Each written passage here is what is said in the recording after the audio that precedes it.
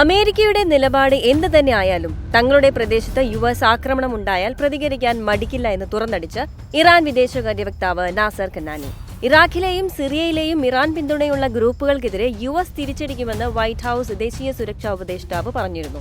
ഇറാനെ നേരിട്ട് ആക്രമിക്കാനുള്ള സാധ്യത അമേരിക്ക തള്ളിക്കളയുമോ എന്ന ചോദ്യത്തിന് തങ്ങളുടെ ഇപ്പോഴത്തെ തീരുമാനം എന്താണെന്ന് പറയാൻ സമയമായിട്ടില്ലെന്നാണ് അദ്ദേഹം പറഞ്ഞത്. ഇസ്ലാമിക് റിപ്പബ്ലിക് തങ്ങളുടെ സുരക്ഷയ്ക്കും പ്രാദേശിക സമഗ്രതയ്ക്കും പരമാധികാരത്തിനുമെതിരായ ഏത് ഭീഷണിയോടും നിർണായകമായി പ്രതികരിച്ചിട്ടുണ്ടെന്ന് തെളിയിച്ചിട്ടുണ്ടെന്നും അമേരിക്ക അത് തുടർന്നാലും ഞങ്ങൾ നോക്കി നിൽക്കില്ല, തിരിച്ചടിക്കുമെന്നും ഇറാൻ വിദേശകാര്യ മന്ത്രാലയം വ്യക്തമാക്കി. അതുകൊണ്ട് അമേരിക്ക നേരിട്ട് പ്രതികരിക്കാൻ തീരുമാനിച്ചാൽ അതിന്റെ പ്രത്യാഘാതം വളരെ വലുതാകുമെന്നും അദ്ദേഹം കൂട്ടിച്ചേർത്തു.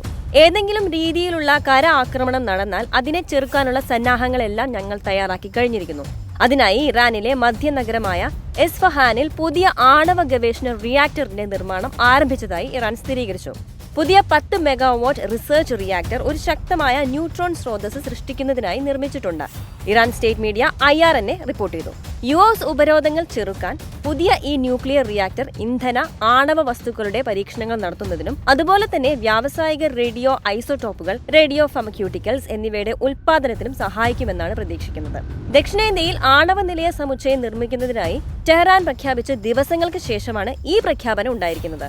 ഈ ആണവ നിലയ സമുച്ചയത്തിന്റെ നിർമ്മാണത്തിൽ 5000 മെഗാവാട്ട് പ്രൊഡക്ഷൻ കപ്പാസിറ്റിയുള്ള 4 വ്യക്തിഗത പ്ലാന്റുകൾ ഉൾപ്പെടുമെന്നാണ് ഇറാൻ റിപ്പോർട്ട് ചെയ്തിരിക്കുന്നത്. ഇതുവരെ യുഎസ്, ഫ്രാൻസ്, ചൈന, റഷ്യ, ദക്ഷിണ കൊറിയ എന്നിവിടങ്ങളിൽ മാത്രമാണ് 20,000 മെഗാവാട്ടിൽ കൂടുതൽ ആണവശേഷി സ്ഥാപിച്ചിട്ടുള്ളത്. ആണവ സൗകര്യങ്ങളുടെ ദ്രുതഗതിയിലുള്ള നിർമ്മാണം സൂചിപ്പിക്കുന്നത് ഇറാൻ അതിന്റെ ആണവായുധ പദ്ധതി വർദ്ധിപ്പിക്കാൻ നോക്കുകയാണ് എന്നാണ്.